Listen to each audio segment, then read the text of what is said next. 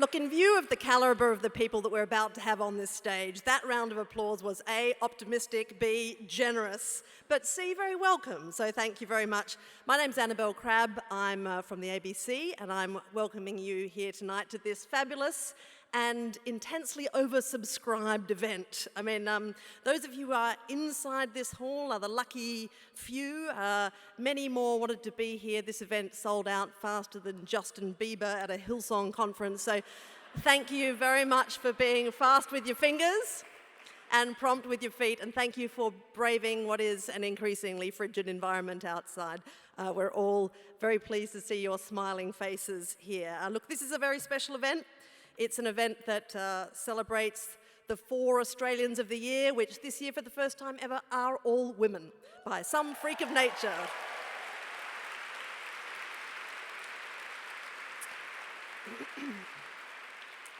Now, there are housekeeping issues, of course, as there always are. I am to direct you to the exits.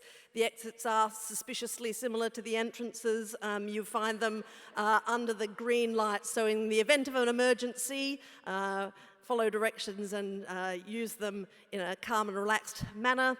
In the event of a leadership emergency, Tanya Plibersek and Julie Bishop will appear. No, I'm joking about that. Do turn your phones down to avoid any incidents. Do tweet if you'd like to using the hashtag human rights. Please refrain from burning the furniture to keep warm. We're all going to survive if we huddle together. Thank you very much for your patience. Listen, I also want to ask, we have an Auslan interpreter here, as you will have noticed, and if we have any deaf people in the audience who are having trouble seeing, and I'm aware that my making that request is sort of an implied nonsense, but there are some spare seats down here who have been, that have been reserved for audience members who are deaf, so please do avail yourselves of those and don't be shy if it would make it easier for you to understand and see what's going on. Okay, now, we have a couple of welcomes to get through, and the first and most important one is our Welcome to Country, which we are fortunate enough tonight to have performed by Auntie Norma Ingram, who is a proud Wiradjuri woman and who will join us on stage now. Auntie Norma.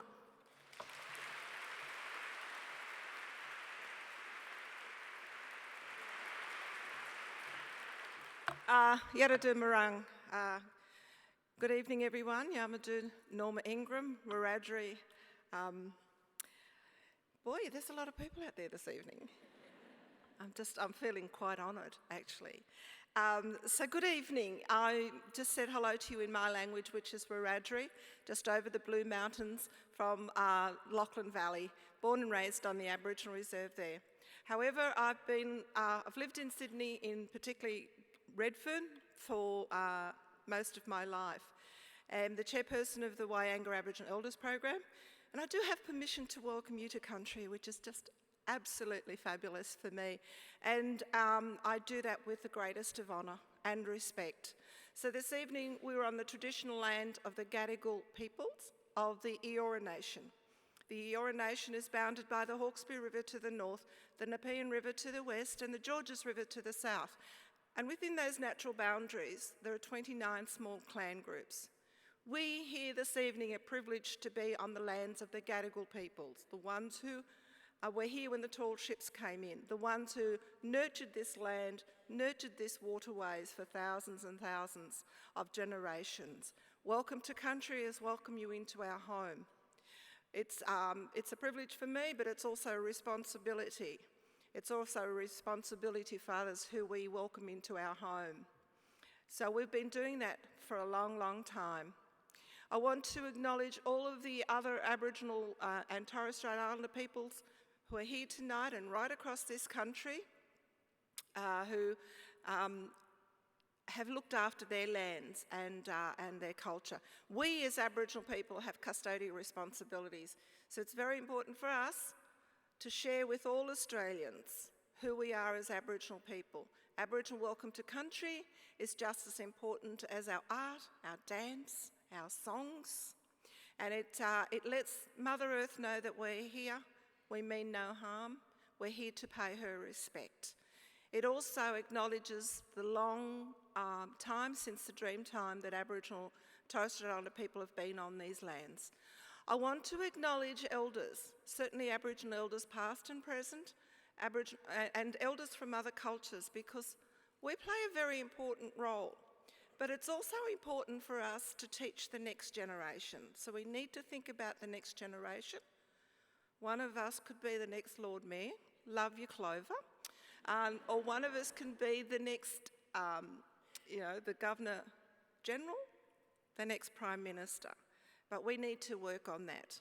So for all of you here this evening, it's such an important evening. It's such an important part of us. Human rights is for everybody, not just for a selective few. So with the responsibility that goes on tonight, and I want to congratulate all of the Australians of the Year, and welcome to our elders, and we need to share Australia with everybody. So may our spiritual ancestors walk with you on your journey this evening and on your journey home, wherever you've come from. So enjoy your evening. Thank you, and welcome to Gadigal land.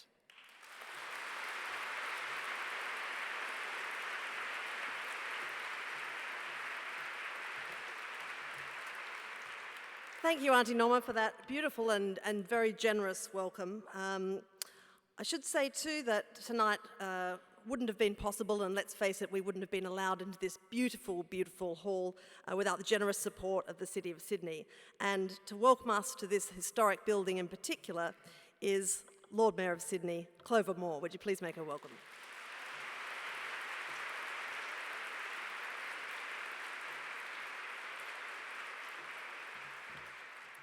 Thanks, Annabel, and a very warm welcome to you all tonight to Town Hall.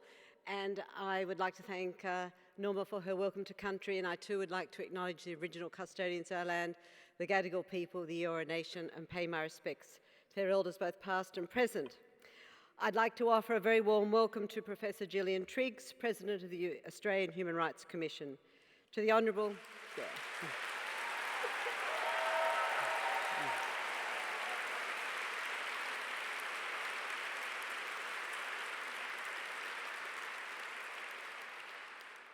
To the Honourable Susan Ryan, the Commission's Age and Disability Discrimination Commissioner, the Commissioners and members of the Australian Human Rights Council, and the board members of the National Australia Day Council. And of course, a very special welcome to the 4 remarkable Australians who are here with us. At a time when human rights and human decency are under attack in our country as never before, I think we all value the opportunity to hear and be inspired by them.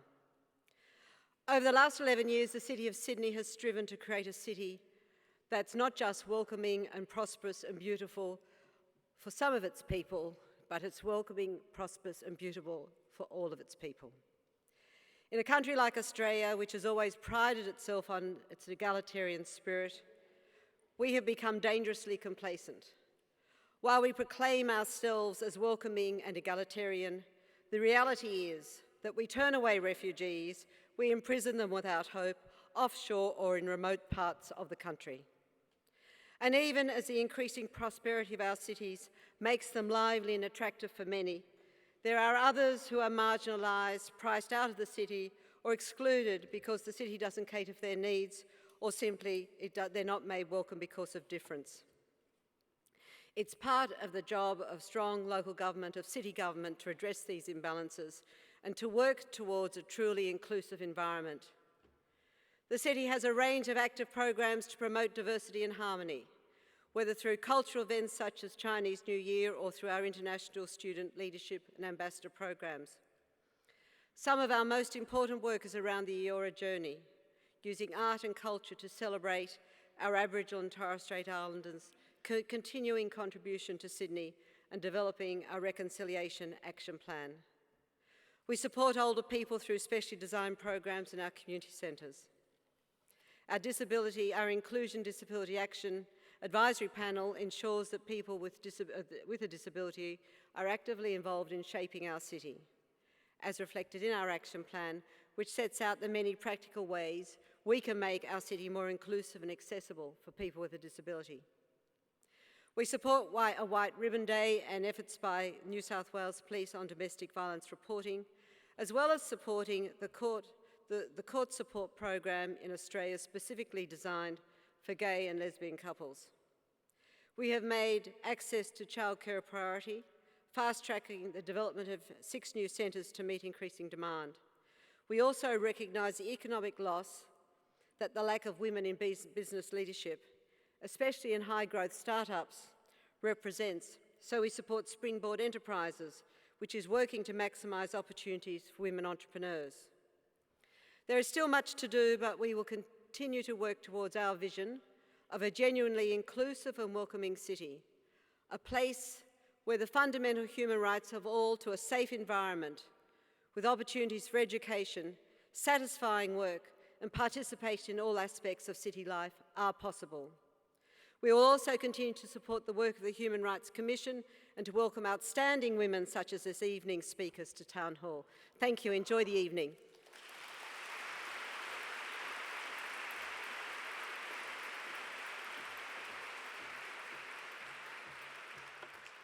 Thank you very much, Lord Mayor. It's so rare that I get to readjust the microphones upwards. I'm just really luxuriating in that at the moment. Thank you, Lord Mayor, for that, and also for your great hospitality to all of us this evening, and the same, of course, to Auntie Norma. Now, we have a very exciting hour of conversation in front of us with these 4 amazing women who are the 2015 Australians of the Year. But something quite odd is going to happen, and it's about television. Now, I'm not sure if all of you are aware that this event is going to be broadcast live on ABC News 24. Now, this is, of course, highly exciting and no doubt a great comfort to those who wanted to come tonight but couldn't, and in consequence are going to stay home and be warm instead of having to catch the train home like all the rest of us. But it does mean that we are guided by the special rules of live television. One of them is that you cannot offend the news. You cannot interfere with the news. You cannot delay the news. So at 7 p.m, we are all going to turn into pumpkins if we're still talking. So if I seem awkward towards the end of the discussion, and I've briefed our panellists on this, it's not because I urgently need to go to the loo. Oh, by the way, I was meant to tell you about loos.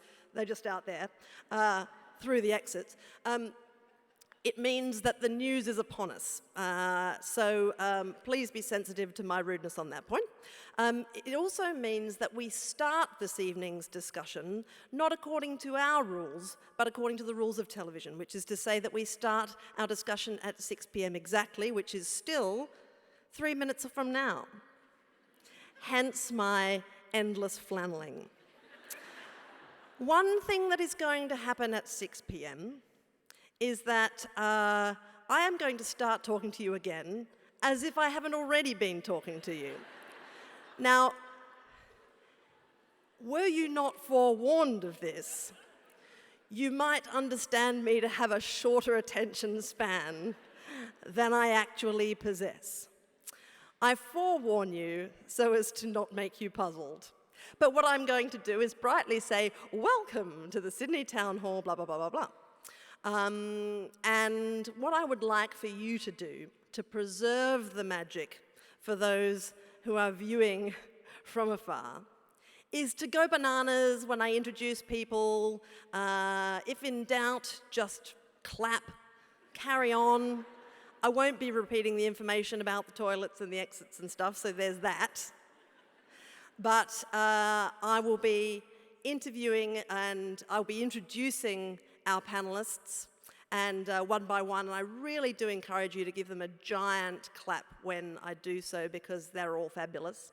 And once they're all safely installed on these couches, I'm going to be having a tiny little quick chat to Gillian Triggs, whom I know you all support because you went bananas when her name was mentioned a minute ago. So you're welcome to go bananas again.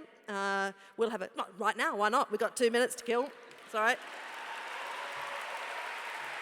1 minute to kill. I've got my eye on Andrew from ABC News 24, who's crouching discreetly down here, and he's going to kind of count me down, whereupon I will reintroduce myself to you as discussed. How are we doing, Andrew? Looking good? Yeah, he's looking very unflapped at the minute. So if we have to endure an uncomfortable silence between now and then, well, that's just, that's something we're all going to be cool with, I think. So, key is wild applause. Oh, his hand's up. Look at that. Here's the uncomfortable silence.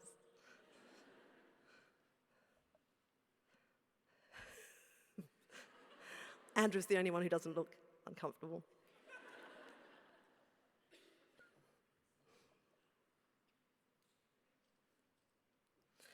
Welcome to the Sydney Town Hall, where we're celebrating the 4 Australians of the Year and the fact that for the first time ever, all 4 are women.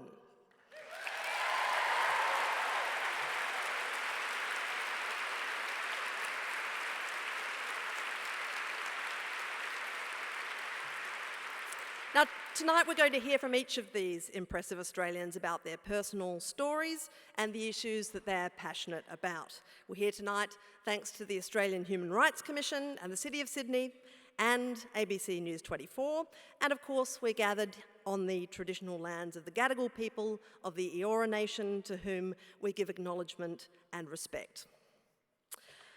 Now, I'm not going to mess around here. I'm going to start by welcoming each of the 2015 Australians of the Year to the stage. And I'm going to start with the Young Australian of the Year, Drisana Levitzke-Gray. Now, she's an exciting and inspirational young woman on a powerful mission to promote understanding of deaf Australians and of her wonderful first language, Auslan.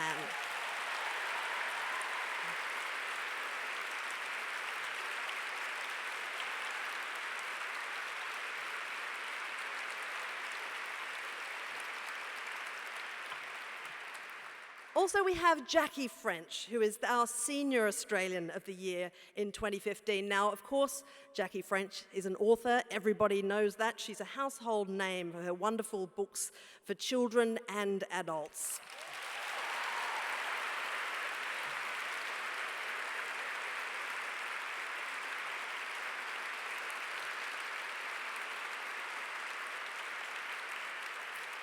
Jackie's also an unquenchable wombat fancier, so a big round of applause from all the wombats in the audience. Thank you very much. Thank you. Thank you. We also have Juliette Wright, who's 2015's local hero. Now, 7 years ago, Juliette tried to give away a bag of baby clothes and accidentally embarked on a mission that led her to establish giveit.org.au.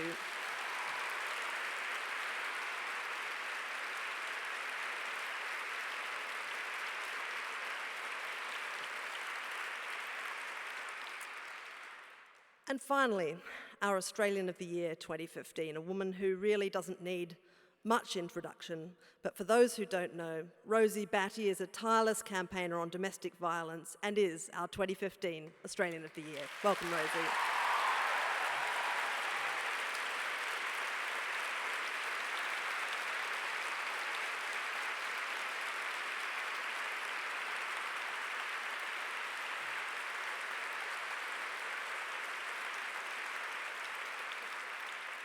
Welcome to all of you, and it is a real thrill to see you all settled so comfortably on your couches. But before I come and join you, I want to be joined by someone else. This evening's event was organised by the Australian Human Rights Commission in partnership with the National Australia Day Council, the City of Sydney and ABC News 24.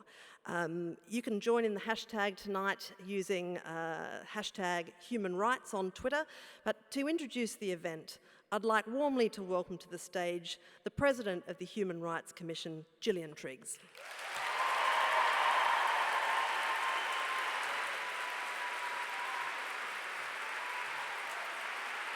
Thank you. Thank you very much. Thank you. It's exciting. Thank you.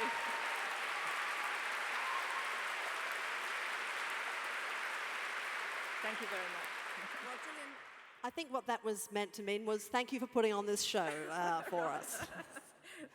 Gillian, perhaps you could start by explaining to us why it's important to have these 4 people on this stage tonight. Well, one of them you've mentioned, of course, Annabel, and that is that it is a unique event when we all realised at the end of the Australia Day ceremony that we had 4 women for the first time whose extraordinary work was being recognised by Australia. I think that, of course, was the start. But something that really got me going was that each of you had spoken in your acceptance speeches about human rights. And I got so excited, I was as excited as when we won the America's Cup. They Did you were give just everyone the day off? Inclined to. Don't answer that. But quite remarkable in the sense that not all people couch their work in human rights law terms, and that, after all, is what we're here to celebrate today. Well, perhaps we should move on and do that. Thank you very much for having us here, Gillian. It's great of you to organise it, and we're going to join now our 4 Australians of the Year 2015. Thank you very much. Thanks, Annabel.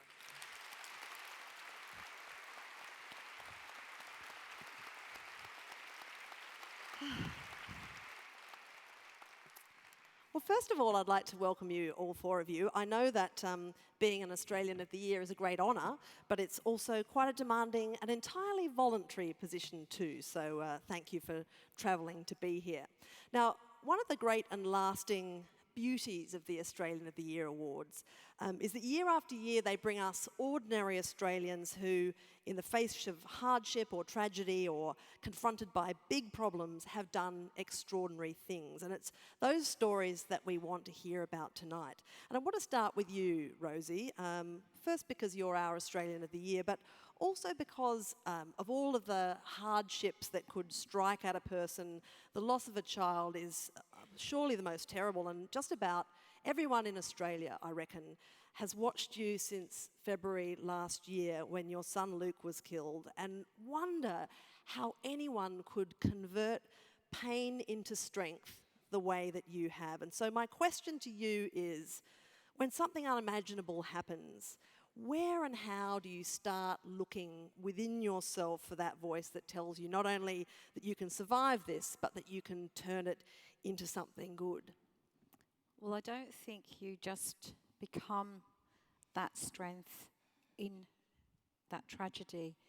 I think you are that strength through how you've observed your grandparents and how they've coped with their life, how your parents have coped with difficult problems in their life. And then I think your journey and how you've coped with things in your life. I lost my mother when I was 6 years old, and that changed my family forever. So I think that when Luke was killed, I had certain skills and strategies within me that I'd been using for many, many years that have helped me and still help me now to draw on a strength. I don't always have a brave face, but my weak moments are usually when I'm alone at home and missing him. So yeah, I don't have a great, wonderful example to give, but that's how I feel the truth of it is you have it within you, but I think it's what your parents have been able to demonstrate to you, and wonderful grandparents and that support and that family of how they've been resilient in their life.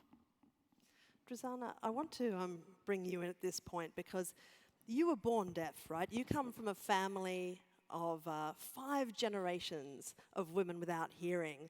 What I find so inspirational about you is that your advocacy changes our assumptions about disability. You don't view your deafness as a disadvantage, you regard it as a gift and as an opportunity to live not the ordinary life to which you're entitled, but to live an extraordinary life.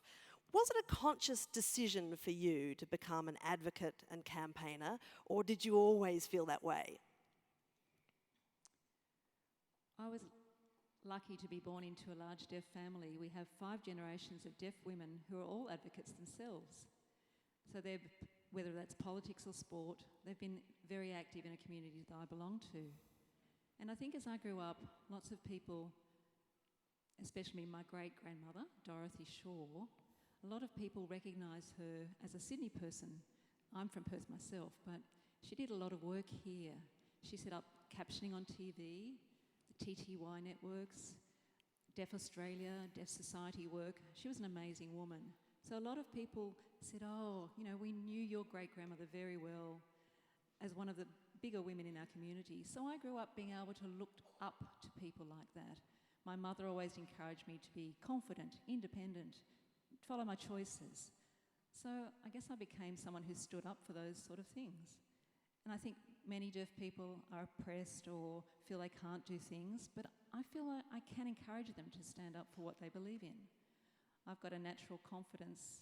I advocate as part of my personality, so being part of this is amazing, but it's something that I'm passionate about every day. So really, I have to thank my family and the deaf community, because the deaf community is my extended family. I'm part of a beautiful community with a beautiful language and culture and history and traditions and values and beliefs. So we have a collective culture where we look after each other and look out for each other. And so it's a very holistic approach to having grown up in an environment like that. And so I'm an advocate as a result. So what frustrates you most about the way we talk about disability in this country? Well, deaf people don't really see ourselves as disabled. We have a language and a culture and a community. We don't feel like we've lost anything. Sometimes we call it deaf gain rather than hearing loss. We're part of a history and a culture. Thank you. Yes, you get it. Some busy hands down here. So we don't see ourselves as particularly disabled. We see ourselves more as a linguistic minority. And it's hard for mainstream to understand that because our ears don't work. You know, we're seen as people who need fixing. But perhaps we don't have things that are broken. Where some of us, the rare 5%, come from deaf families with deaf heritage and traditions. But 95% of deaf people don't, and they're the group that I advocate for, the children who need full access to Auslan from birth, so that they can be fully supported and included in our wider culture. That's my passion. Thank you. Juliette Wright, sometimes the greatest crusades can start with the most seemingly ordinary of realizations, right? I want to take you back to when you were a new mother with a bag of baby clothes to give away, and tell us how you came now to be the social entrepreneur behind this burgeoning charitable powerhouse that is giveit.org.au. So I had two of those little blue Coles bags of clothes that I desperately wanted to donate to someone who didn't have what I had. And I could not find a charity in Brisbane who would take them. So I asked them, well, what do you need? And the answer was always really quirky and surprising. When I asked the charity why they needed closed-toe work boots for a charity for children and mothers, I couldn't guess. So I asked them and they said, well, the reason that the children are homeless with the mothers is because the father's lost his job. So if we got him a pair of closed-toe work boots, we'd be able to get him a job, which we did, which pulled the whole family out of poverty.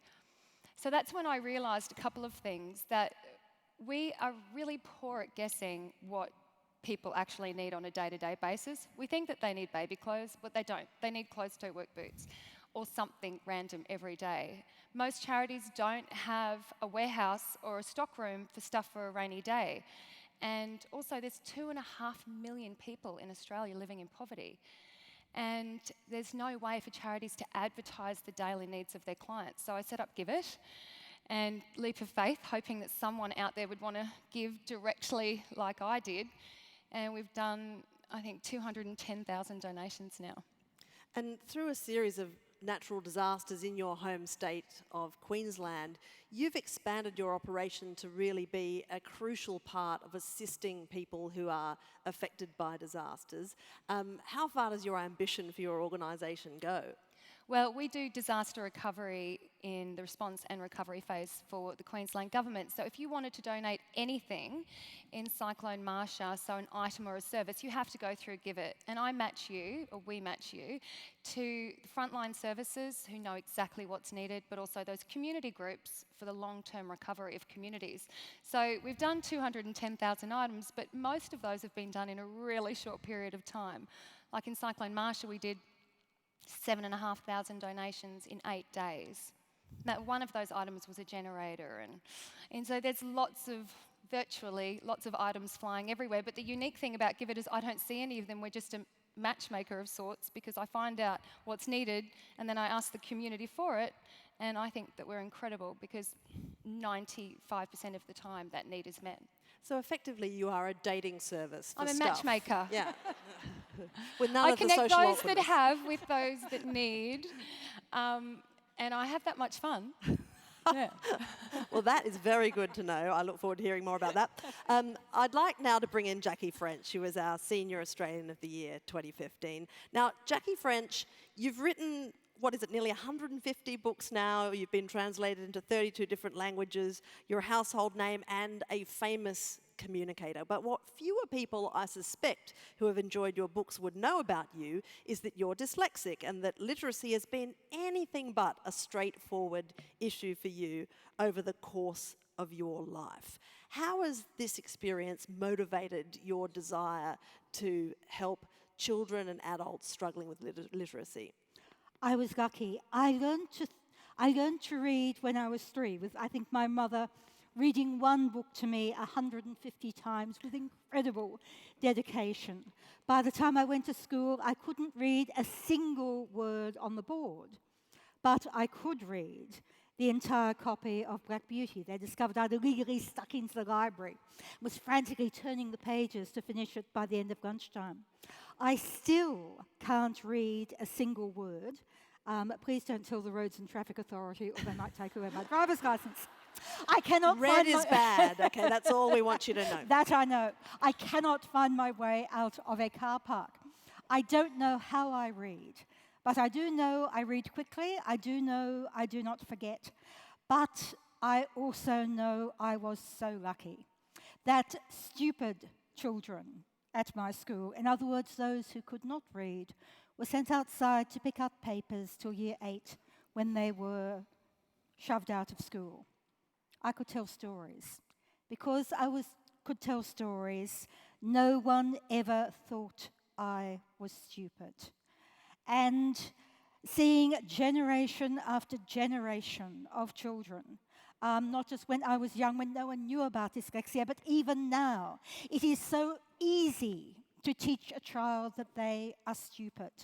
I do not believe in reading difficulties, only in reading teaching challenges, but it's more than that.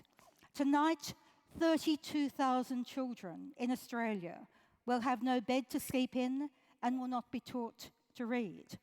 1 in 11 children will have diagnosed reading difficulties.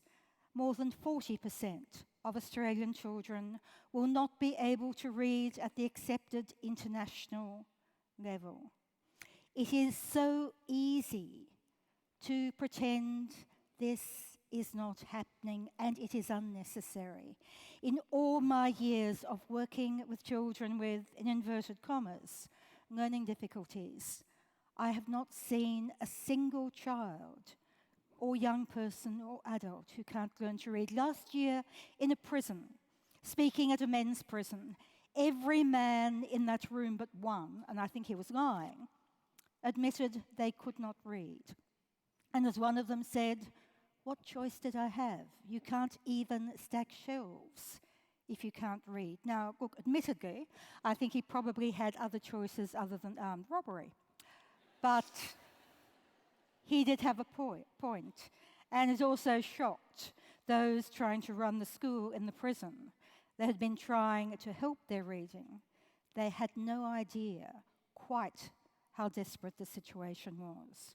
What choice do you have? Look, in the words of the most extraordinary girl of courage in a refugee camp, "I am human, therefore I have a right to read.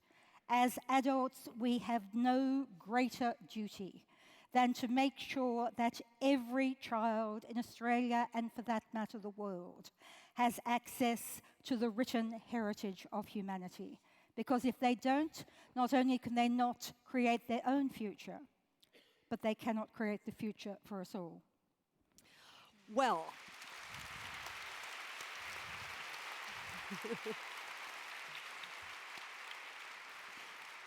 I think we've all experienced a quick blast from each of these Australians of the Year of the power of their advocacy and their passion. But I wonder, the four of you really all met for the first time in January of this year when you were all named Australians of the Year. And of course, shortly after that, you all looked at each other and thought, hang on a minute, we're all women.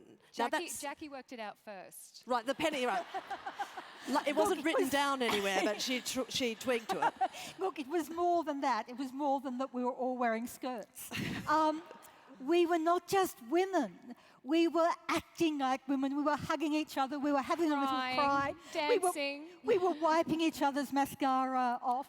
And we suddenly realised, no, 2015 is not just the year where women can become Australians of the Year. 2015 is the year when you can do it like a woman. And that was good.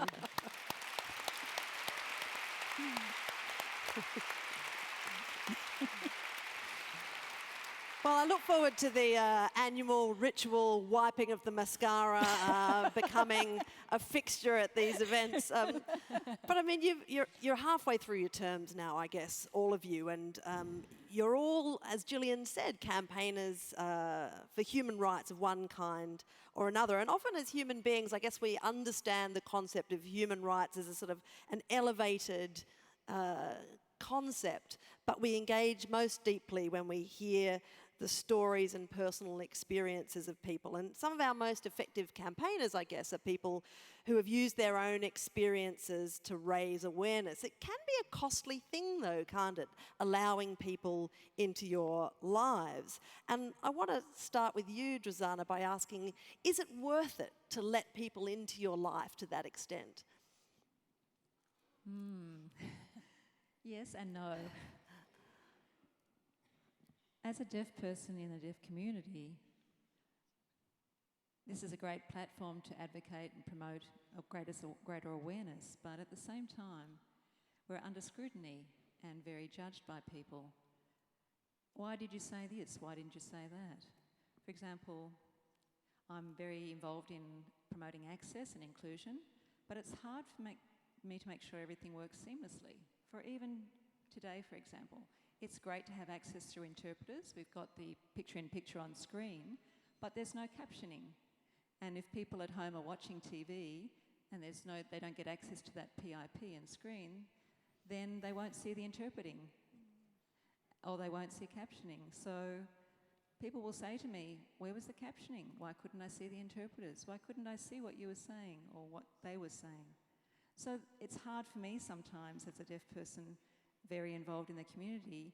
I agree that we should have excellent access, but it's on my shoulders to make sure it happens a lot.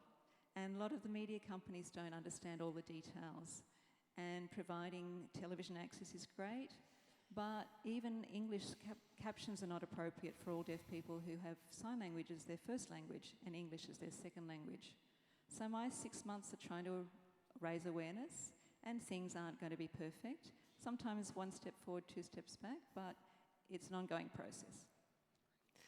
What about you, Rosie? I mean, the opening up of your life to the attention of all of Australia has been, I think, the most profound out of anyone on these couches. Is it worth it for you? It absolutely is. I was at my local dog park on Saturday. This woman said to me, "You look just like Rosie Batty." She said, "Has anyone told you that before?" I thought, is she having me on?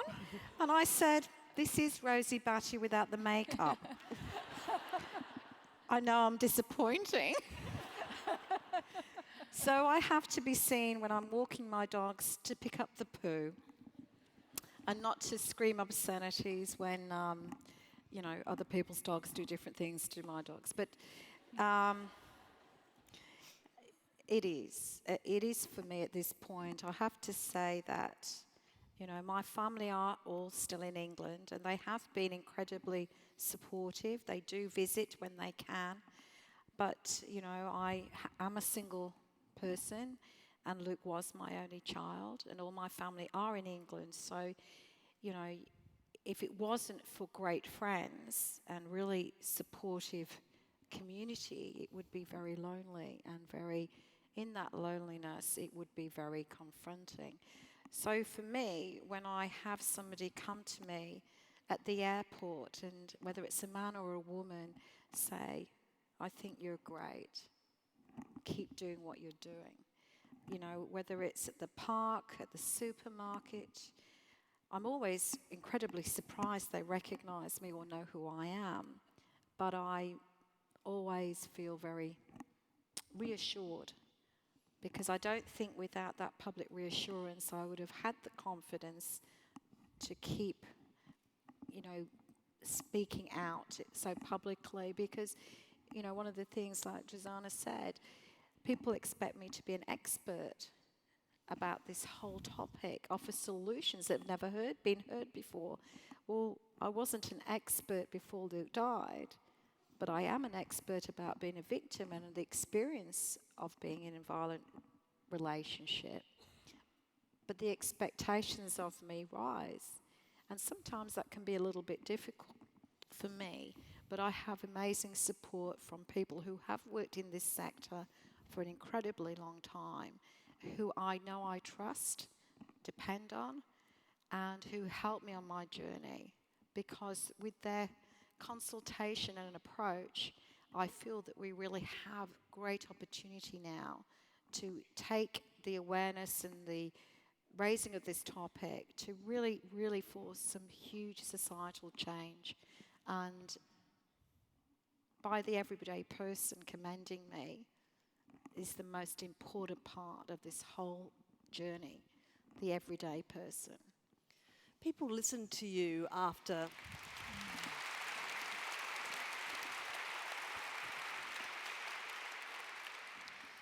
People listened to you after Luke died. After you were named Australian of the Year, did you notice a change in your capacity to influence this debate?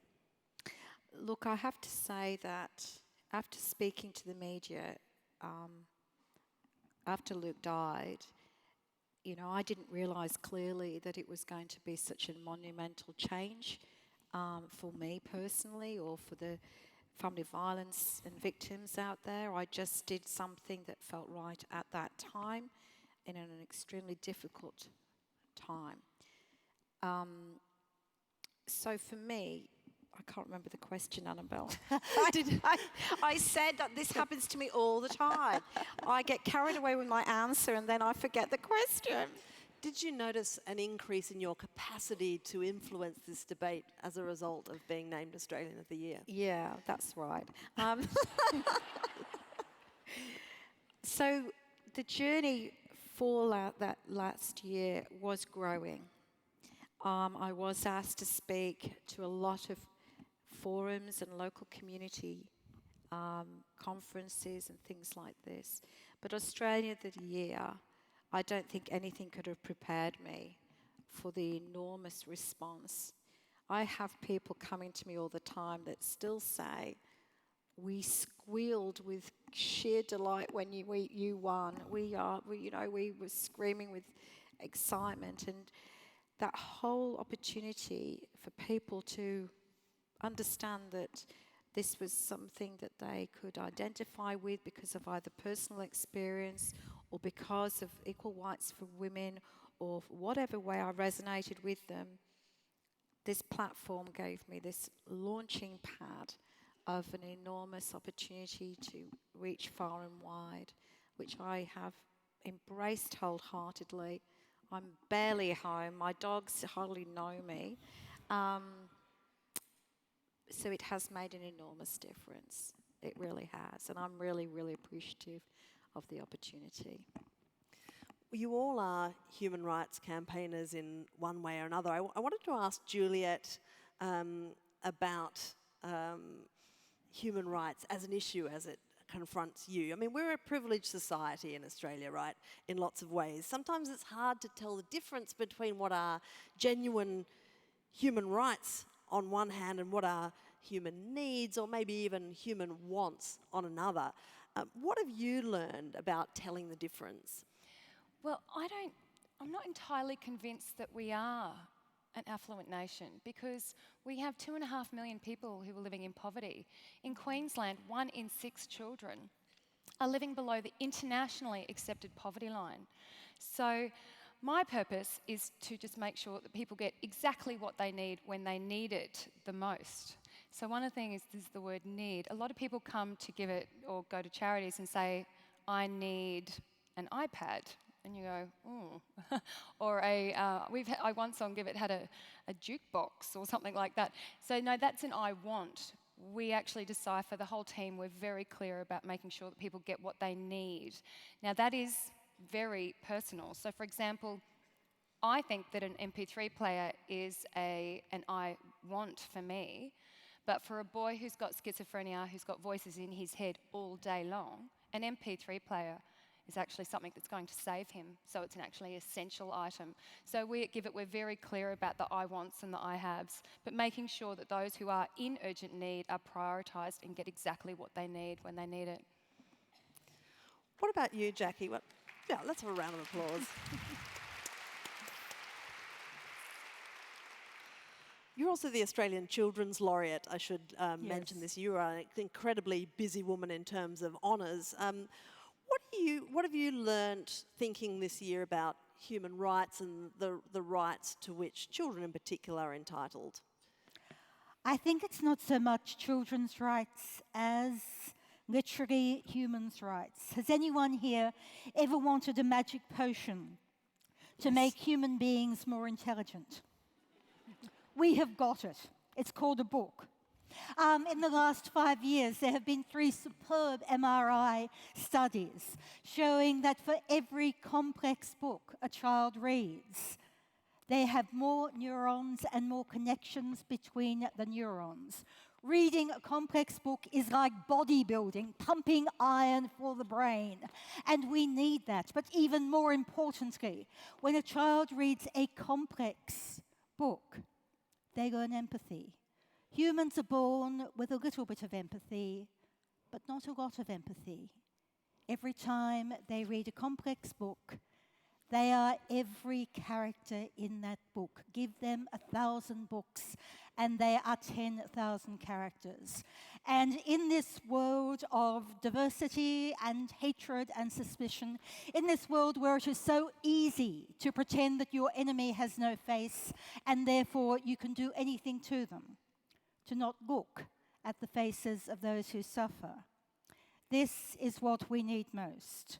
We need the intelligence to solve the problems. We need the empathy to sympathise and understand the problems.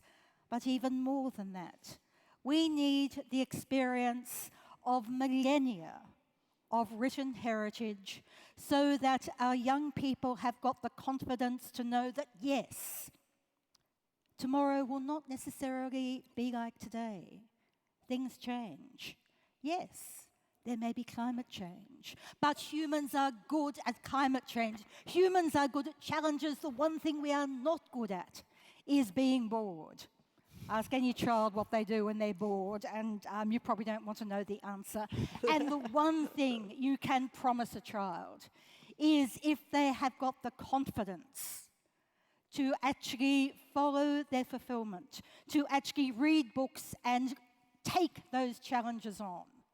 No, tomorrow may not be like today.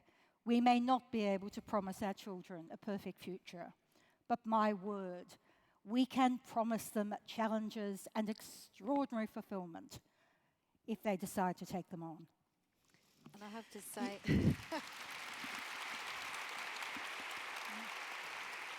You know, you really have a way with words. You ought to think about writing, you know, Rosie. And I have to say that when I met Jackie several months ago, and you asked me earlier, where do I get my strength from? And you know, when I did lose my mum, I used to sneak into the school classroom, into the library corner. We were all tossed out into the freezing weather of the playgrounds with snow, rain and everything. And I would sneak in and I would curl up and I would read.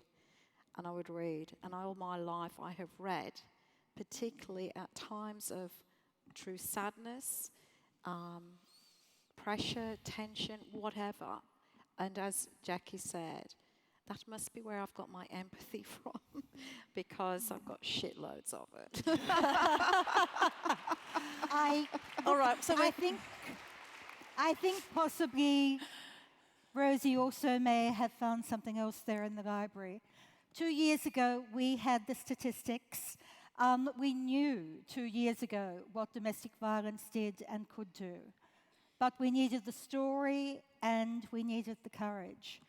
And that is what Rosie has given us. Rosie has given us the story and the courage.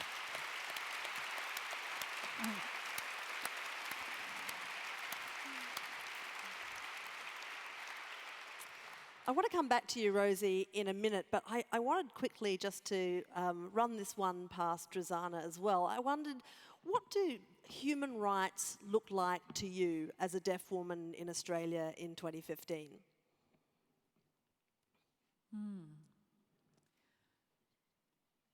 As a deaf person in the deaf community, human rights is about respect, recognition as an equal, having our language celebrated, appreciated, cherished in Australia. Because Auslan, Australian Sign Language, is a real language. It's got its own grammar and syntax and structure as a legitimate language of Australia. And we as Australians should know more about our sign language, and we should celebrate it and learn it the same way that we do now with more Indigenous languages. We learn foreign languages, but we don't learn all our own languages, and that would make a lot more equity and access for all of us. In the future, by 2020, there'll be 1 in 4 people losing their hearing and becoming more deaf. So it's fine to be deaf because there actually is a language we can go to. And the deaf community isn't actually limited to deaf people who sign. We've got something to give to the rest of the community. We've got our language to share and to encourage more inclusion. So in terms of human rights, I know I've been lucky. My human rights have been recognised. I've had full access to both languages, Auslan and English, as I grew up. So I actually know a lot of sign languages and a lot of other languages. But many deaf children in Australia haven't received that basic human right. Did you know that we've signed the UN Convention for the Rights of People with a Disability? And there are 5 articles there that relate to sign language. One that I'd like to mention is Article 24, and that relates to education. It specifically says that we have a responsibility to facilitate the use of sign language and to promote linguistic identity for children. That's definitely not happening with deaf kids in Australia. As a society, we're after quick fixes. We like to encourage speech and cochlear implants and not get children to meet people like themselves who are deaf, who maybe need to sign. And often they grow up without a complete identity, without the confidence or the role models that they need as a deaf person. And they understand that they can't do many things. Well, see, that's not good enough. You can. I'm an example of what you can do. And there's a lot of successful deaf people in the audience tonight, and certainly around Australia and internationally. So I think we'd like to determine what we want to see for deaf children. What their brain absorbs and how they grow is very much affected by the language they're exposed to. So I'd like to see us work together to give them that human right of support, funding by Australian government, because that's their responsibility, to allow the children who are deaf to grow up as adults who can fully participate.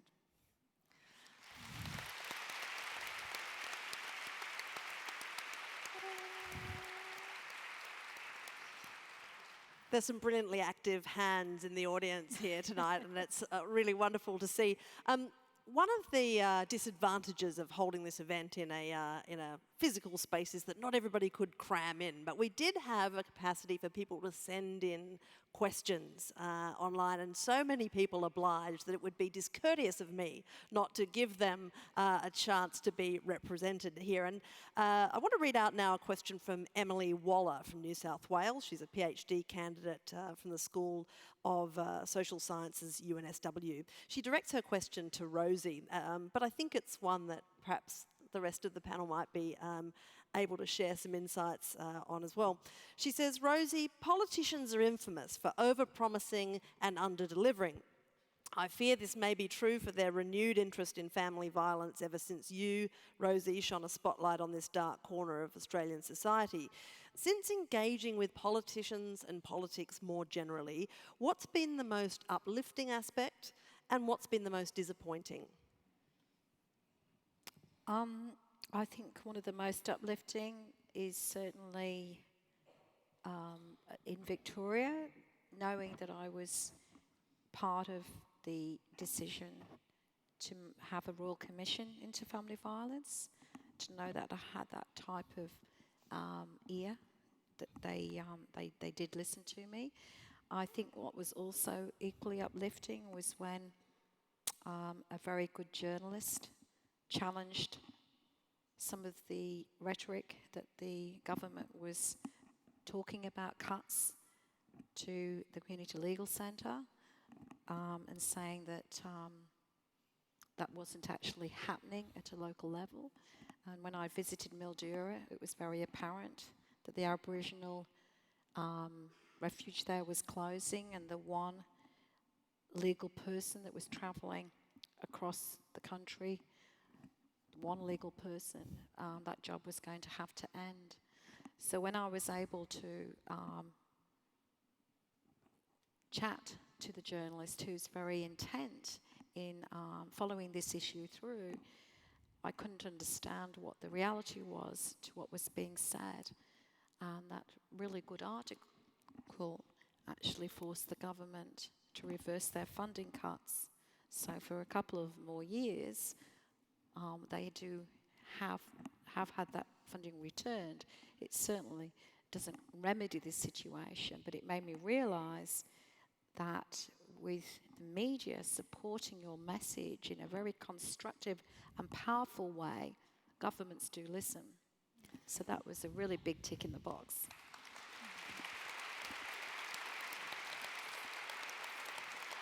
Well, I have to say, Rosie, journalist does something useful is a headline that I can absolutely live with.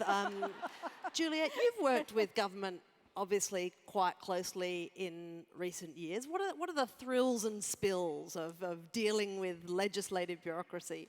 I actually am not very bureaucratic, so I thought that working with government would be incredibly hard. But in government, the people are real people and beautiful people with good intentions, and like me, their life is of service as well. So I haven't met any true real bureaucrats, but I haven't hung out in federal government too long, so maybe I should go down. Your enthusiasm is excellent. What about you, Drisana? How have you found interacting with the world of politics? I mean, you were talking to me earlier about the extent to which sign language is a great part of society in South Africa, and you said it's because there's a deaf member of parliament there. I wonder if perhaps it would be useful for you to be in parliament, A, and B, I wonder what your experience has been like in trying to lobby and deal with elected representatives.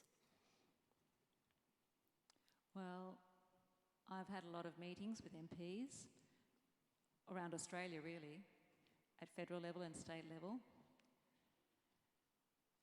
And many of them agree with what I'm saying, but the action doesn't always follow. So they say, yes, I want to support you, but the next step's always difficult. So getting one-to-one with Tony Abbott would be nice, but actually I had a chat with him in Canberra. It was a pre-award chat, we had a morning tea. Do you remember that morning tea? And I met him for 3 minutes, and so I gave him a bit of a blast. And he just looked away and said, yes, that sounds interesting. And I thought, hello, his wife was fantastic. She knew about the Deaf Society in New South Wales and had learned a bit of Auslan. His wife was saying, yes, I fully agree with you, yes. And Tony was just, well, so... I know a lot of MPs and people here agreeing that there are changes that need to be made, but I think they find it very easy to take that responsibility on, and that solutions are not going to be overnight. It's a long, hard road, and they try and push some of those difficult decisions aside. The funding for Rosie's campaign for domestic violence is great, but they don't always remember the damage they've done. So for people like deaf community and deaf children, they've now just recently, for example, cut Deaf Australia's funding. So our capacity to advocate for organisations has no funding. So how do we get recognition, and how do we keep our lobbying going?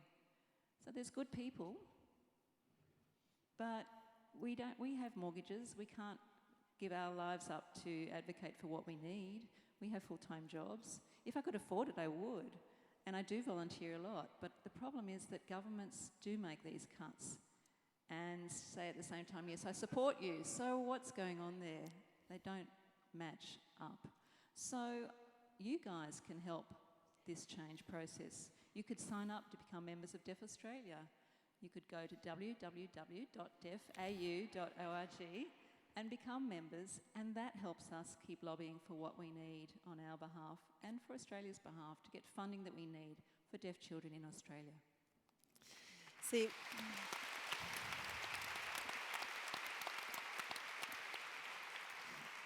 you see, the public broadcaster does run plugs as long as they're delivered in Auslan. All of you have had this extraordinary platform on this panel. You have different life experiences, you have different passions, and you've all, for the last 6 months or so, had this sort of megaphone. But having an increased profile, an increased presence, carries some campaign advantages, but there are also, it also increases the capacity for you to be criticised for the direction that you're taking or the way that you set about making the campaign that you're building. And we've got this great question in from Ivan de Volder, who wants to know from all of you, when you face criticism, either constructive or fruitless, how do you use it to keep striving? I'm going to direct that to you first. Well, I wouldn't say I had a high profile before the Australia Day last year, and it's certainly when your profile increases, you're certainly under more scrutiny. I think I'm very clear about my purpose. My purpose is to alleviate the effects of poverty. I can't solve poverty, but I can make sure that the symptoms that they have while they're in poverty, we can alleviate them. Make sure that the mum has a washing machine. Make sure the father has his closed-toe work boots. So that's my goal. And I'm more defined now, because we've got so many pressures in this role, particularly this year, but I'm finding that I'm more defined by what I say no to than what I actually say yes to. And I lie down at night every night, and I just, as long as I've stayed on my purpose and as long as I've stayed on mission, I know I can sleep easy. Sleeping easy, that's an excellent piece of advice. Jackie, do you sleep easy? Do you find yourself troubled by people who question the way you campaign or the issues that you choose to prioritise? I think it's impossible to prioritise because there are so many issues. One of the things we so desperately need in Australia is one site where people can go to get help. And so often I'm the only visible person people can go to. But in terms of criticism, I tell my husband, I tell my friends, I get a hug, and I keep on going. These are all good, simple, workable pieces of advice. What about you, Drisana? I mean, not everybody agrees, even within the deaf community, I guess, on your view of things. Yeah. The deaf community is an interesting bunch. We've got a lot of different opinions, just like every community does. But in terms of personal criticism, I just flick that off. What makes me restless and unable to sleep at night are the issues that need changing in our community that haven't been resolved. They're the things that I think about. How do we access human rights in the future? Do I have enough time to make a difference in the time that we've got? Criticism's not so big an issue for me, but the time, the opportunity, the contacts, the speed to get things done and to make a difference in time. So, do we have enough time to make the changes we need? Yeah. Could I add something to that? Please. 2 years ago, I came across a homeless child. I couldn't find him again. I cried for 3 weeks. And then I was told by my wonderful nephew who works with the homeless to stop being so self-indulgent and crying for what I couldn't do and instead focus on what I could do. And since that moment, I have found it so much easier to focus on what is possible rather than break my heart over what I cannot do.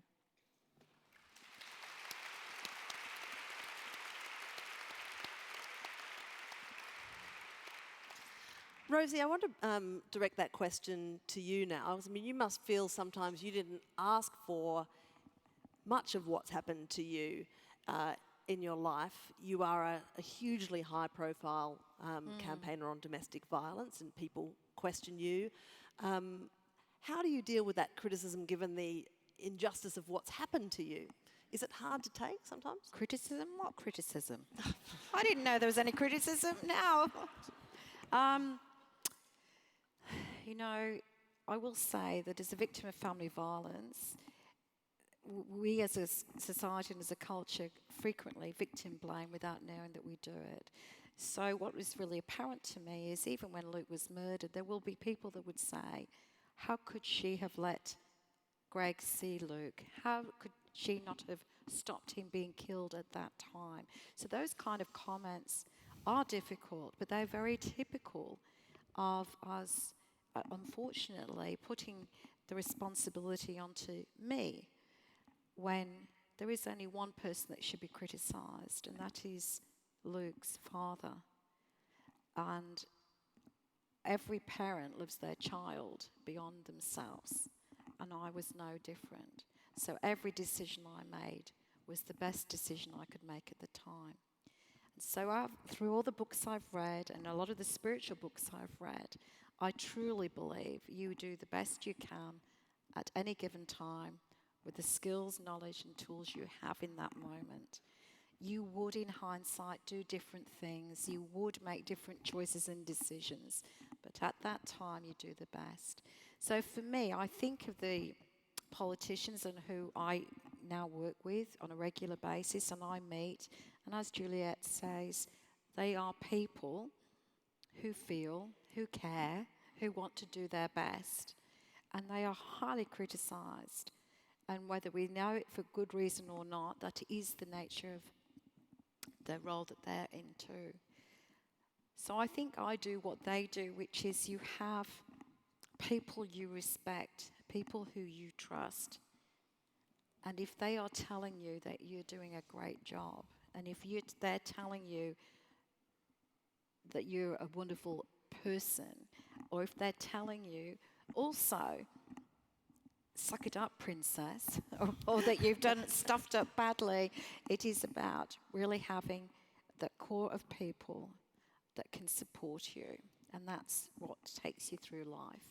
And the Lathams of this world, should I mention Mark Latham's article? Yes, why not? Oh, now you've said it. Certainly, you know, if you looked too much into all of those articles, it could be hurtful. But because they are so, I guess, removed from your truth and really displaying, I guess, the unfortunate position that they're in their lives, it doesn't have an effect on me. Yeah.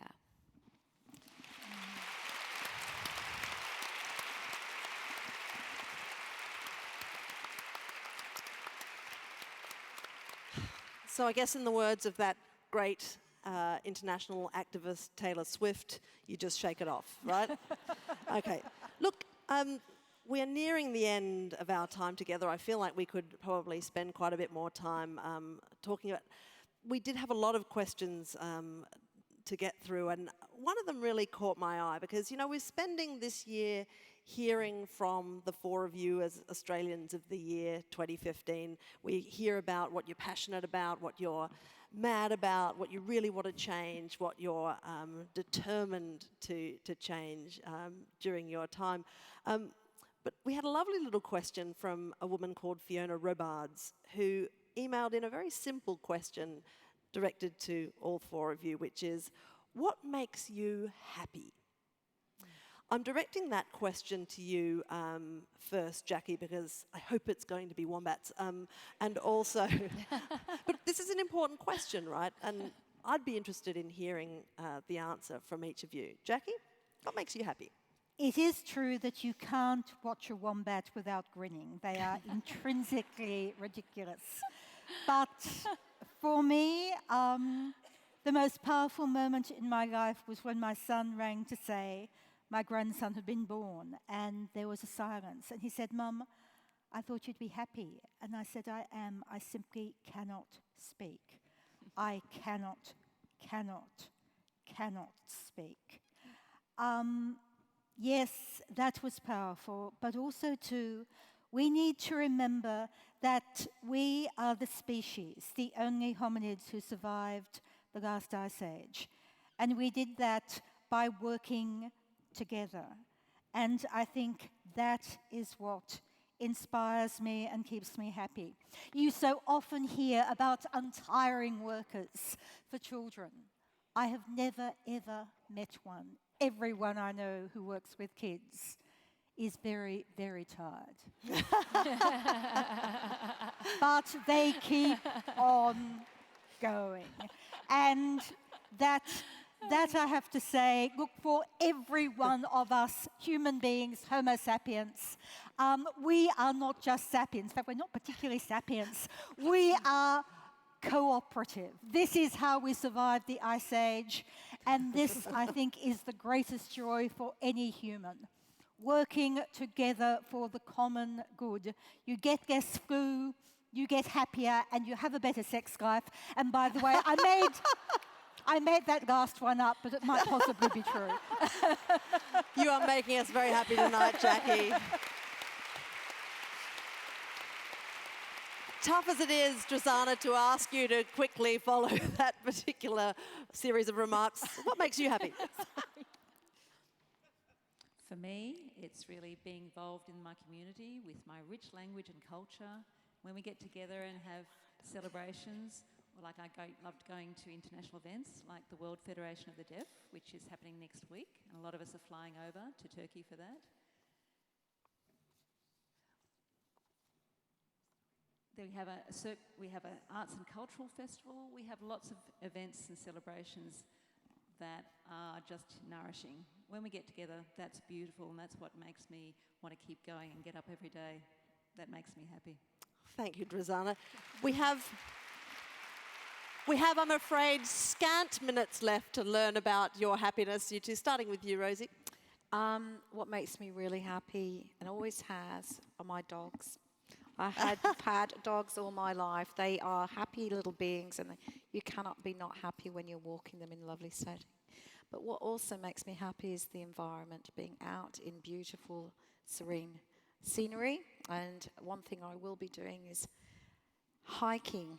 Now that I've had my bunion surgery, I can. But what would make me happy is if you all signed up to my campaign. Why did I suspect that would be a part of it? Thank you, Rosie. Finally, Juliette. Well, if the nation did sign up for the Give It newsletter, that would be incredibly handy. And also, I have to say, I start my day with cuddles and I end my day with cuddles, and that's just makes me incredibly happy.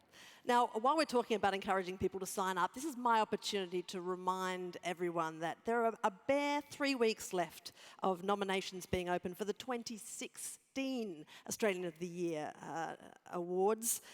All of these people will be succeeded next year, and that's up to you. But this is our forum to say we're not going. Yeah, staging a sit-in. We're want actually another not year? going. No way. Thank Got it on you. live Oh, TV. yeah. We're not going. Thank you, all four of you, for being here with us this evening. I do have one more very special person to hear from before we finish this evening. The Sex Discrimination Commissioner, Elizabeth Broderick, is nearing the end of her term in that noble office. I'm going to stroll over here just to greet her. She's going to join me on stage just to farewell our panellists and to thank them for being here. Elizabeth, come and join me, Liz. Welcome. I just quickly want to hear from you, Liz, about all of these stories that we've heard tonight are human, interesting stories. What practical difference do these sorts of stories make?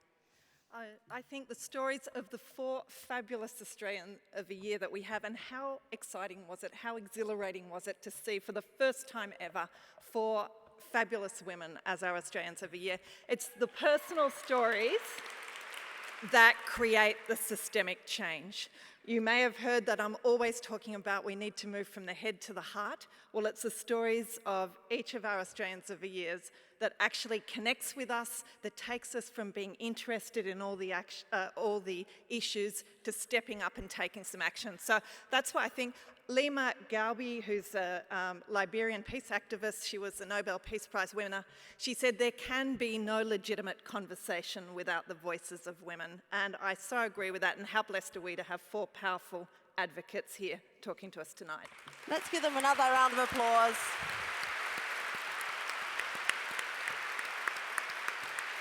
Thank you to our 4 Australians of the Year for joining us here tonight. Thank you, all of you, for being involved.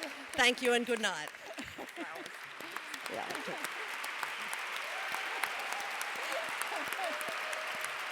Just getting out of the broadcast. That was amazing. I know. Sometimes I just go to sleep in case this Now, is with the on. magic of a flawless event organisation, I predict that flowers are about to materialise for all of our participants to give floral form to our deep gratitude to all of our participants. Thank you. Wow, Thank you. Thanks, darling. Oh, we did it. Oh, thanks. My favourite chocolate.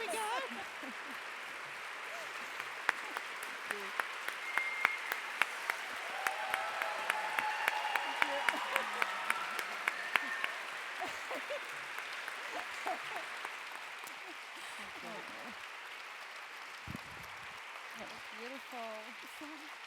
Give us our cuddle. I love you. Oh, Juliette, thank you. It's wonderful. Standing ovation. You don't see that every day. I don't think this works anymore.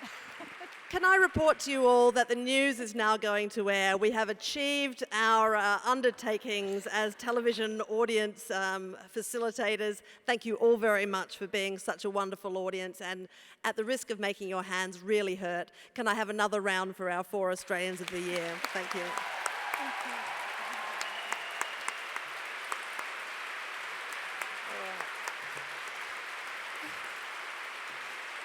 Okay, I reckon we can move off, I think. Let's move off. Thank you. If this was still working, I would start singing and dancing.